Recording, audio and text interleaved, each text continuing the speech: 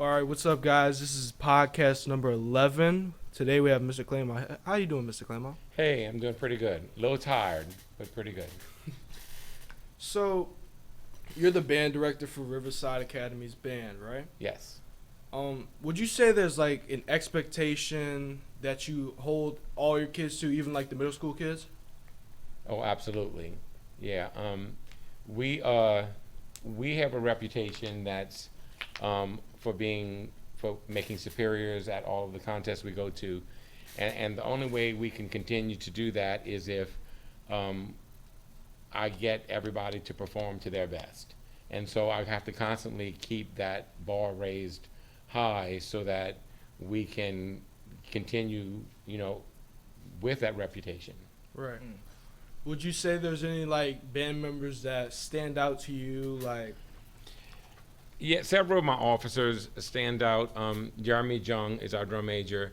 Right. Jeremy's been drum major for the last 3 years, and his performance skills are great, and his the way he leads the group. But also most of my officers stand out in terms of what they put into into the group. Lee Myers and Emil Granyard, Mason Myers, and several other ones. I mean, they all pretty much stand out. By the time they get to be seniors, they're playing really strong. Right.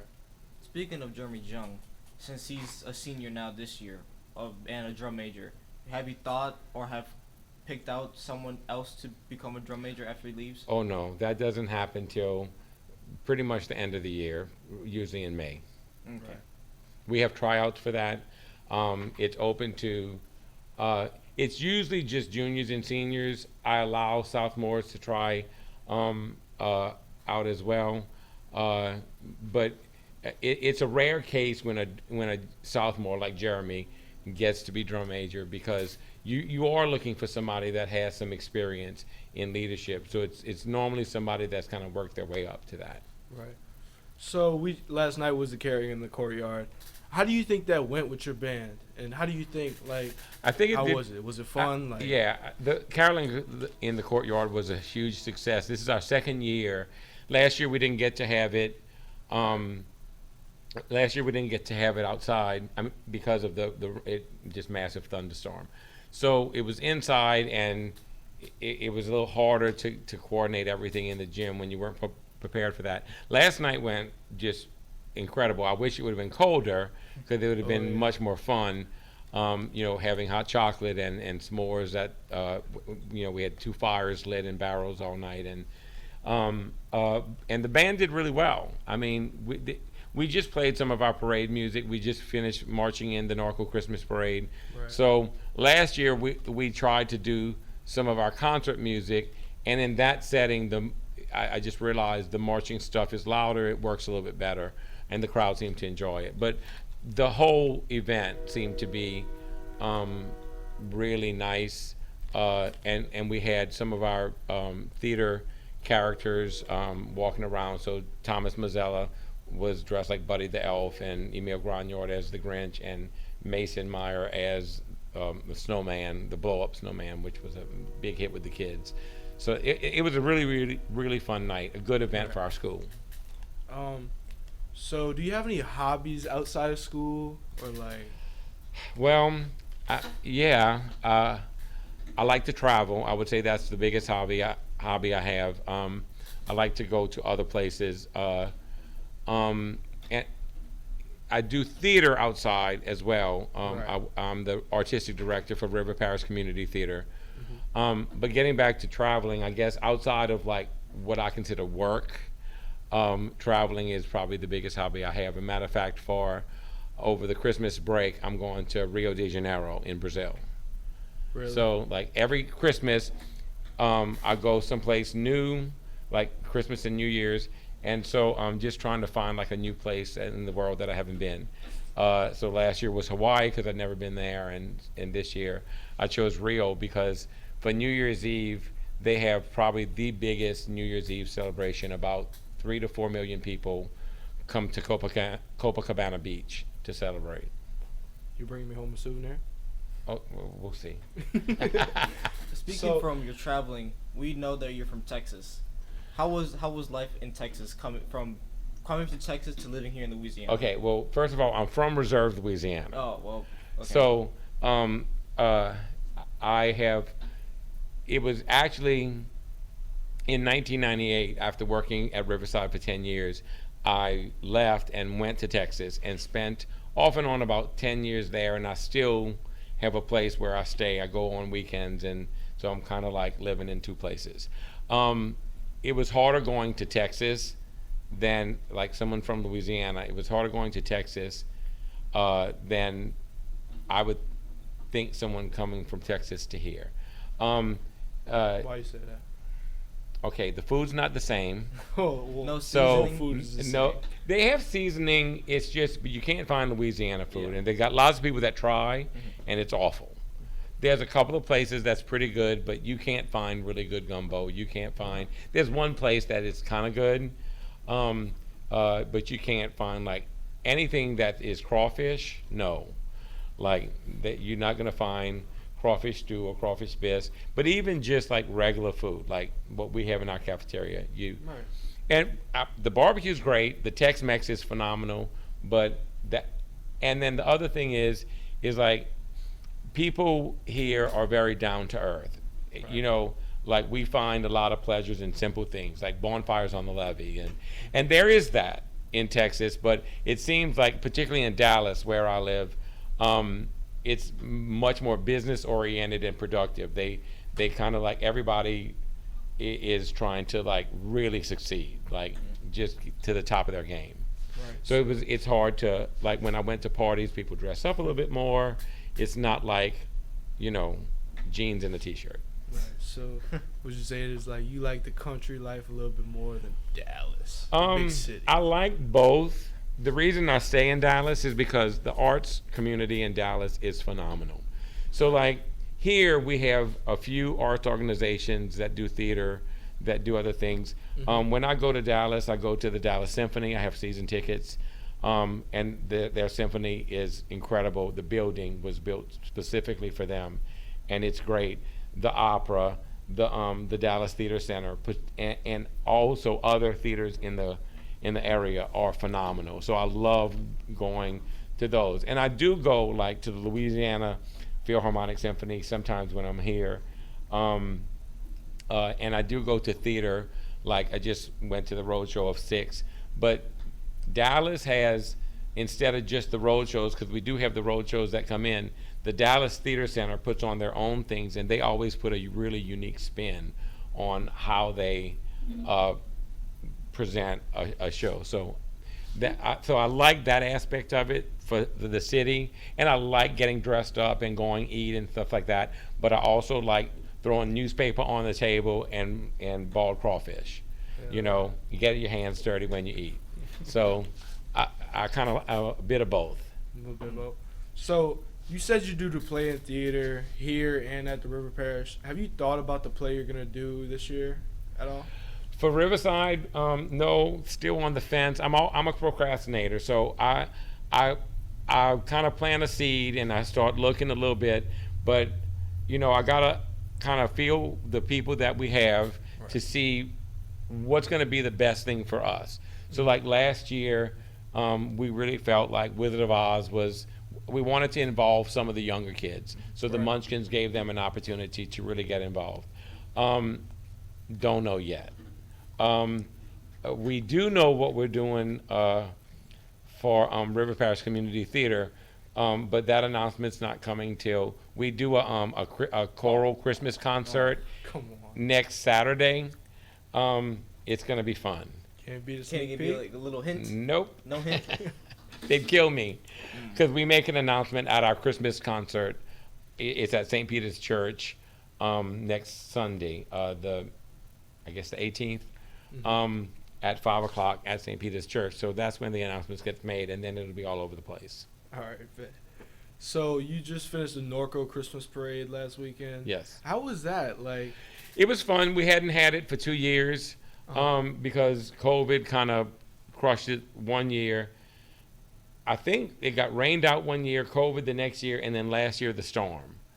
And so it's been a while. So it was fun to be back in the streets. It went really well. They moved they made it a little bit earlier, which was nice because we got home and still could have some of the afternoon on Sunday. But the kids did really well, and it was a nice parade.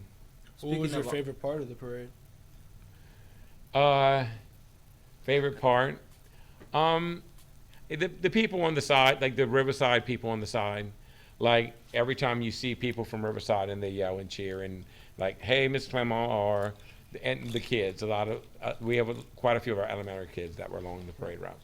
Speaking of, the parade, how one year was the COVID and Ida. Did you get affected by either one of those, COVID or Ida? No, just like in general. In general? Like I'm still, yes, my house got damaged. The roof, most of the roof came off, except for like a quarter of the house, which is the quarter that I'm still living in. So I'm still not back in my house totally. So hopefully like right after, they seem to be to the end of it, which it just took forever. Not just insurance, just the contractor finding people that can work and stuff. So yeah, I was massively affected and still affected because living. So I managed to salvage a lot of stuff because water just kind of came down and into the walls and the floor. But some of my personal things and furniture and clothes and stuff, but that's all in my kitchen. Right. So just imagine everything in your house being put in your kitchen. And that's kind of how, and I'm sleeping there. And so it's pretty rough. COVID,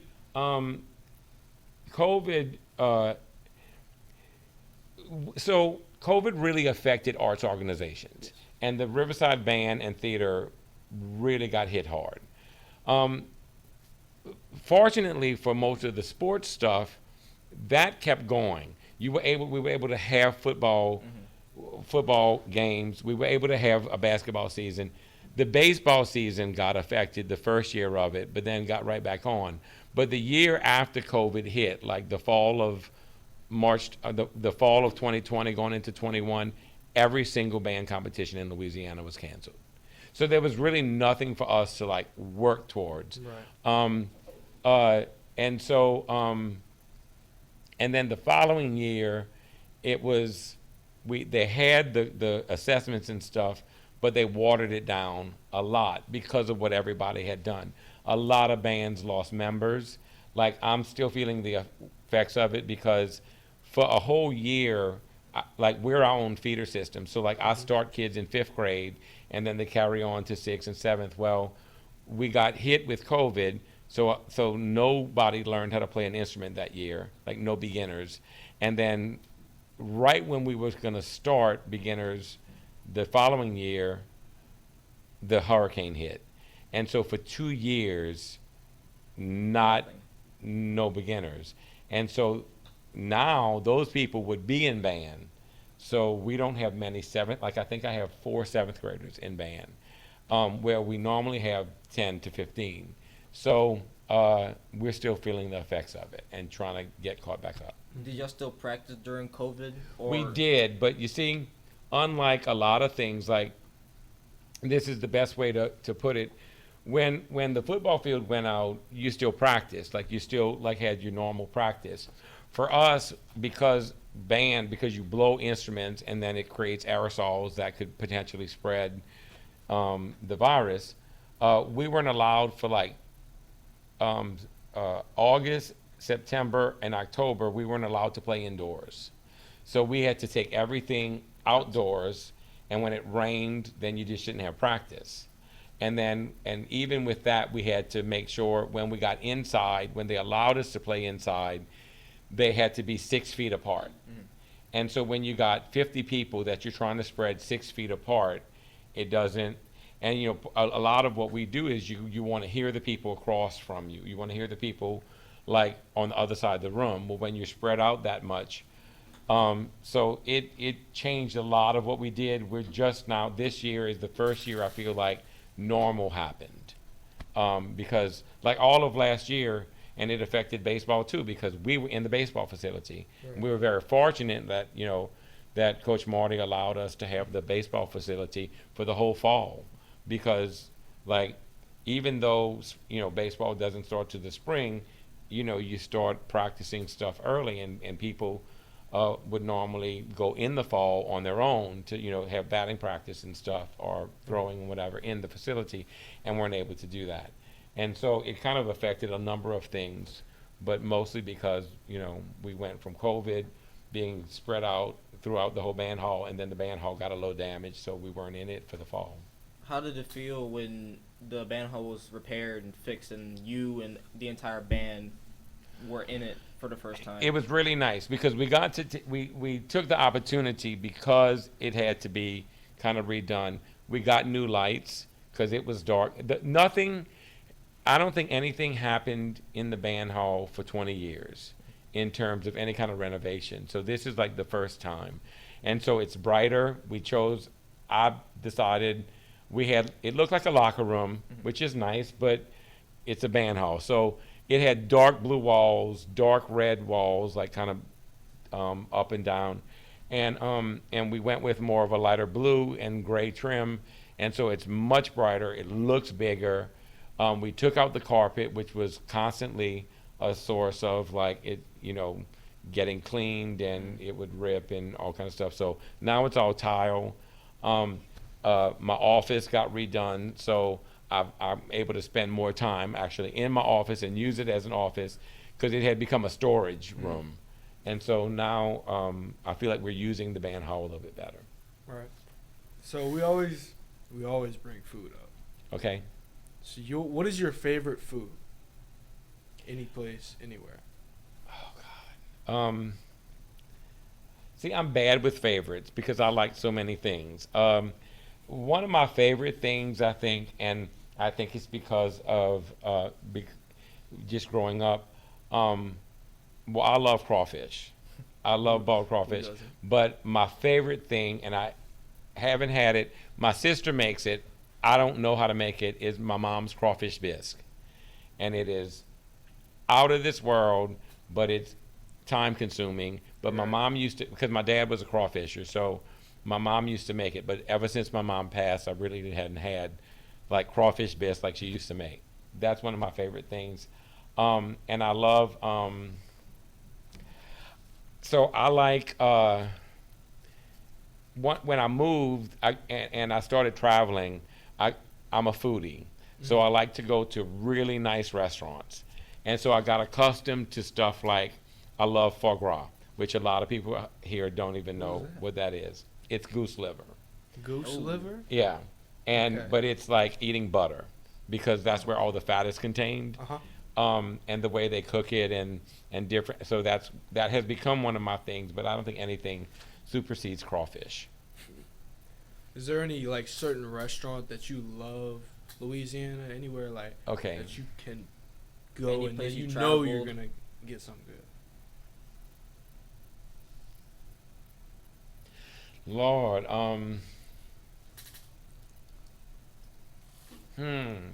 that's hard. I love the places around here.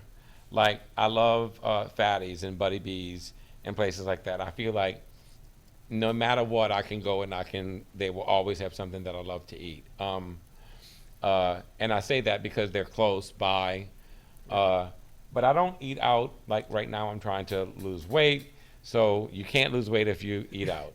No, I don't know. You don't know. Like, there's no one. I don't have a go-to restaurant. I don't. You don't? Like in Dallas, I would say it's True Luck's, True love? and it's a stone crab place. So they're known for when they're in season, Florida stone crabs, like the big rock. Yeah. So they serve those, and they're out of this world. But that, like, if a nice place I want to go there, or Perry's Steakhouse, like, because steak in Texas is That's what Great. you gotta get. What do you get your steak? Like, how do you get it? medium. Medium. I'm not a medium rare, and I'm not I used to be, because my mom didn't want to see any red, pink, nothing. She wanted it almost like gray inside, burn it. So my favorite steak is a ribeye because Right. of the fat content in it, but I like it charred on the outside, and then just like pink on its way to red on the inside. Right. See, I get my steak medium well. Oh, y'all like it? Y'all true Louisiana boys. Yeah. Mm-hmm. Yeah, most people do like it around here, like it well, but more and more I find people that go, because the steak is supposed to be pretty much rare to medium rare. Can't do it. Don't want to see the blood. See, I've never tried a medium rare steak. I'm scared to get it at a place because I don't know if they're gonna cook it Yeah. right, and I'm not gonna like it. People that get it medium rare say that it's juicier and it's tender. It's more tender. It's not as like beef jerky. Right. But you see, growing up, if you couldn't if you weren't like having to chew on a steak, I wanted to like chew it. Like Yeah. I wanted to. That's what I remember with steaks as having it as a kid. It was be get stuck in my teeth. Yeah. With a toothpick. So yeah, but now I don't know. Just going out to restaurants, I just found that I like it. I always order it medium. So that is gonna be the end of this podcast, number 11. Is there anything else you want to say, Mr. Clement? No, thanks y'all for having me. I appreciate it. Enrique? One question. Okay. Okay. Have you heard or been to Sicily's? Yes. What do you think about that? The Like new they're place? they're closing it down and making a new place called what? Well, it's been closed, Dawn? right? Yeah, Yeah. Since the hurricane, but they're making a new one called. Well, I'm excited that they're going to open up something in the space. Mhm. I hate to, and really since COVID and also since the storm, I hate to see any place that I hate to see St. John Parish lose businesses. Yeah. I just think that's awful. I would like to see more stuff come into our area. So is it Johnny's Pizza or something, or Don's or something? I have It's no Johnny's. idea. Johnny's? And I don't know anything about it. Me neither. Just happy that something's happening. I used to like Sicily's, but I didn't necessarily go for the pizza. I mostly went for the other stuff, like they had the chicken stuff, and they would have like red beans, and they had lasagna and spaghetti and all that. I went for Yeah. that kind of stuff. Wasn't that big a fan of pizza. I'm a New York pizza kind of like. I like my pizza a little thinner than most people like it. Right. I don't like as much crust. So, but I'm happy to see something coming in to that place. Yeah, I think it'll be good for us, and hopefully it'll be good pizza. I'm kind of a Rotolo's fan. You're a total Mm. fan.